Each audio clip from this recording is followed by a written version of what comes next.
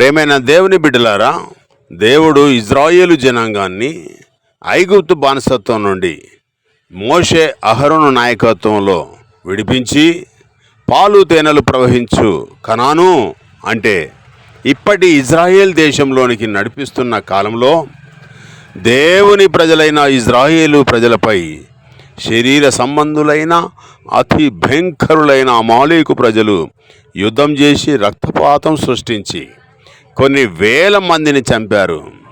ప్రతిఫలంగా దేవుడు వారిని బ్రతకనివ్వద్దు, ఆకాశం కింద వారు జీవించడానికి వీల్లేదు అని మోషేతో చెప్పాడు.